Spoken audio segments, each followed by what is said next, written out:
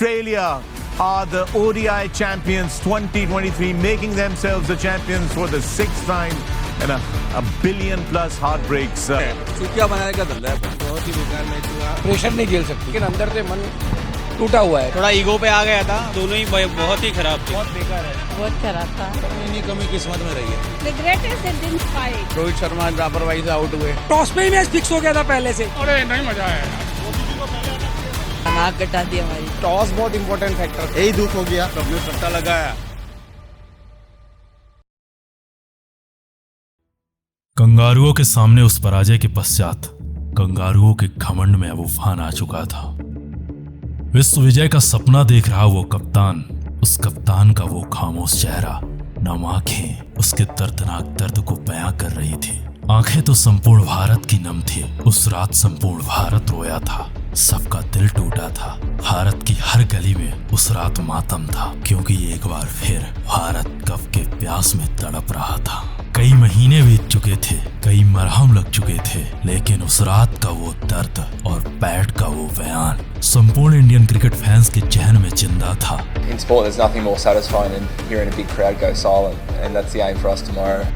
और जिंदा थी 19 नवंबर की वो तारीख। इंडियन क्रिकेट फैंस उस रात जिंदा तो थे, लेकिन उनकी जान उस ट्रॉफी के साथ जा चुकी थी। उनके जहन में जान तो थी, लेकिन उनकी ये जिंदगी अब कहाँ जिंदगी थी। सालों से चला रहा कप का वो तप, कप का वो वनवास भारत के लिए फिर से जारी था। ऐसे में अब वक्त आता है वर्ल्ड कप 2024 का, और एक बार फिर वक्त था इंडिया वर्सेस ऑस्ट्रेलिया का।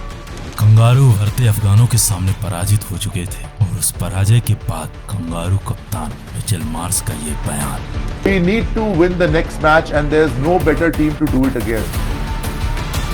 उसके घमंड, उसके अभिमान को प्रकट कर रहा था। नमस्कार, आप देख रहे हैं द डॉक्यूमेंट्री का स्पेशल एपिसोड, द ऐतिहासिक रिवेंज ऑफ कैप्टन हिटमैन। 18 नवंबर 2023 उस शाम पैट कमिंग्स का यह बयान, और फिर अगले दिन टीम इंडिया के बल्लेबाजों की यह दर्दनाक बल्लेबाजी देख संपूर्ण भारत मातम में था। उम्मीद गेंदबाजों से थी, परंतु उन गेंदबाजों का प्रयास भी असफल रहा। फिर ट्रेविस हेड और हमारा सपना रह गया। जगह जगह मातम था। इंडियन क्रिकेट फैंस की आंखों में आंसू थे। हम 19 नवंबर को भूलने का प्रयास कर रहे थे, और फिर मिचेल मार्श की वो बयानबाजी अब संपूर्ण भारत के जहन में एक आग का काम कर रही थी। एक ऐसी आग लग चुकी थी जिसका सिर्फ एक ही इंतकाम था, बदला। कंगारू टीम इंडिया के सामने T20 वर्ल्ड कप के लिए पूरी तरह तैयार थे, और तैयार था उनका silencer, the man, the myth, the Pat Cummins.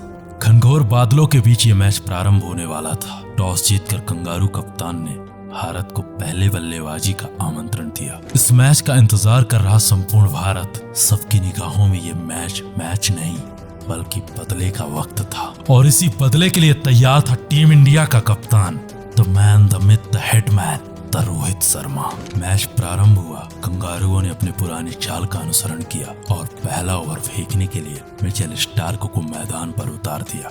Stark का पहला ओवर कंगारुओं के लिए किफायती रहा। फिर जॉस हेजलवुड का अगला ओवर टीम इंडिया के लिए प्रलयकारी, हृदय विदारक था, क्योंकि इस ओवर में टीम इंडिया के खाते में महज 1 रन आते हैं, और टीम इंडिया अपने सबसे विश्वसनीय बल्लेबाज किंग कोहली के विकेट को खो चुकी थी। ऐसे में सबको डर था वर्ल्ड कप 2023 के उस फाइनल का, कहीं ये कहानी भी उस दिन की तरह न हो। संपूर्ण भारत को अब 19 नवंबर याद आ रहा था। मस्ट नीडेड मैच में कंगारू कितने खतरनाक हो जाते हैं, भारत का बच्चा इस बात को एहसास कर रहा था। परंतु इस बार टीम इंडिया का ये कप्तान एक अलग ही प्लान के साथ मैदान पर आया था। एक ऐसे प्लान के साथ मैदान पर आया था जिसके बाद कंगारुओं के जहन में एक ही इंसान जिंदा था, और वो था अपना कप्तान, the six sitting machine, captain Rohit Sharma.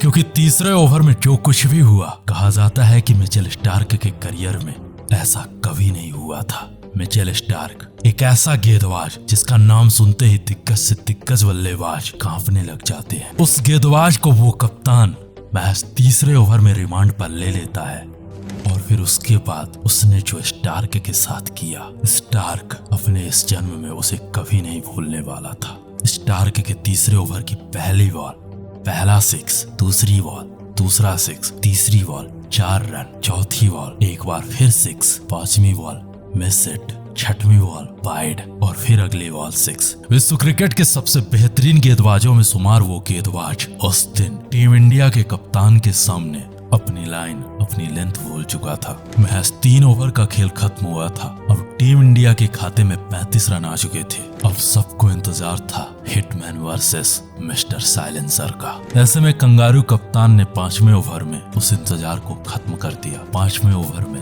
The man the myth the silencer को मैदान पर उतार दिया। 5वें ओवर की पहली बॉल और हिटमैन का वो प्रहार। मिस्टर साइलेंसर के साइलेंस पर हिटमैन की खामोशी भारी थी। थोड़ी देर बारिश ने रोका, वरना उस कप्तान की बेरुखी उन कंगारुओं पर बेधड़क बेइंतहा बड़ी बेरहमी से जारी थी। हिटमैन ने बैट के इस ओवर में 15 रन पीटकर महज 19 गेंदों में अपना अर्धशतक पूरा किया। हिटमैन का यह अर्धशतक उनके करियर का सबसे तेज और इस वर्ल्ड कप का भी सबसे तेज अर्धशतक था। मार्स का यह ब्रह्मास्त्र भी अब फेल हो चुका था। हिटमैन के इन विस्फोटक हमलों से कंगारू कप्तान अब भयभीत हो चुका था। हालात इतने गंभीर हो चुके थे कि मिच ने पावर प्ले में अपने टीम के सबसे सफल गेंदबाज को लगातार 3 ओवर फेंकवा दिए। अब पावर प्ले का खेल खत्म हो चुका था। टीम इंडिया के खाते में 60 रन थे। हेजलवुड के अलावा कोई भी कंगारू गेंदबाज टीम इंडिया के सामने गेंदबाजी करने को तैयार नहीं था। 7वां ओवर फेंकने के लिए मिच ने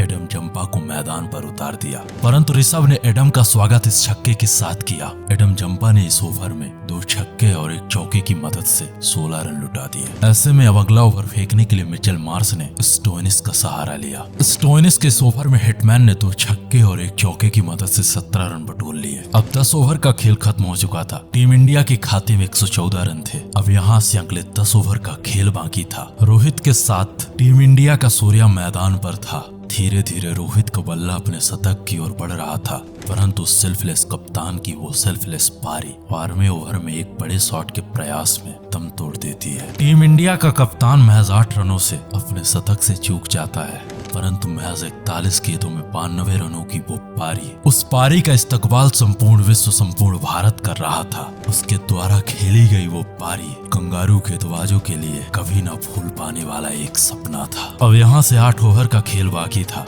और टीम इंडिया के 7 बल्लेबाज अभी भी बल्लेबाजी के लिए बाकी थे। ऐसे में टीम इंडिया को आवश्यकता थी एक महाविस्फोटक प्रलयकारी फिनिशिंग की। अंत में सूर्या, दुबे और हार्दिक ने मिलकर के टीम इंडिया के स्कोर को 200 के पार पहुंचा दिया। ये रहा टीम इंडिया के बल्लेबाजों का स्कोर कार्ड। टीम इंडिया की ओर से टीम इंडिया के कप्तान ने महज 41 गेंदों में ताबड़तोड़ 92 रन बनाए। महज 16 गेंदों में 31 रन बनाए। हार्दिक ने भी शानदार फिनिशिंग टच दिया और टीम इंडिया के स्कोर को 205 के पार पहुंचा दिया। ये रहा कंगारू गेंदबाजों का स्कोर कार्ड। कंगारुओं की ओर से सबसे किफायती गेंदबाज रहे जॉस हेजलवुड। जॉस ने 4 ओवर में मैच 14 रन खर्च किए और किंग कोहली का 1 विकेट लिया। बाकी के सारे गेंदबाजों की इकोनॉमी 10 के पार थी। मिचेल स्टार्क ने 4 ओवर में 45 रन खर्च किए, वहीं साइलेंसर ने 4 ओवर में 48 रन खर्च करके 1 भी विकेट नहीं लिया। कंगारुओं के सामने 120 गेंदों में 206 रनों की एक विस्फोटक प्रलयकारी चुनौती थी, परंतु जिस टीम में Travis Head, David Warner, Glenn Maxwell, Tim David जैसे दिग्गज प्रलयकारी विस्फोटक बल्लेबाज हो, उसके लिए 206 रनों का ये पहाड़ जैसा लक्ष्य किसी भी हालात में असंभव नहीं था। परंतु इस बार भारत और भारत का वो कप्तान संपूर्ण तैयारी के साथ मैदान पर आया था और संपूर्ण भारत तैयार था कंगारुओं के हर प्रहार पर अपने जवाब के साथ। अर्श ने डेविड को पहले ओवर में आराम से आराम करने का आदेश दिया। अर्श का आदेश पाकर डेविड आराम की जगह रील शूट करने चले गए, परंतु टीम इंडिया का सरदर्द ट्रेविस हेड अभी भी कंगारुओं के लिए मैदान पर था और उसके रहते टीम इंडिया के लिए ये जीत आसान नहीं होने वाली थी। ट्रेविस हेड और मिचेल मार्श ने कंगारुओं की पारी को संभालने का प्रयास किया और उस प्रयास पर पंत का ये सहयोग संपूर्ण भारत के सहन शक्ति से बाहर था। पंत से बुमराह की इस बॉल पर मार्श का एक आसान सा कैच छिटक जाता है। कंगारुओं के ये विस्फोटक बल्लेबाज एक जीवन दान के पश्चात टीम इंडिया पर प्रहार करना प्रारंभ कर चुके थे।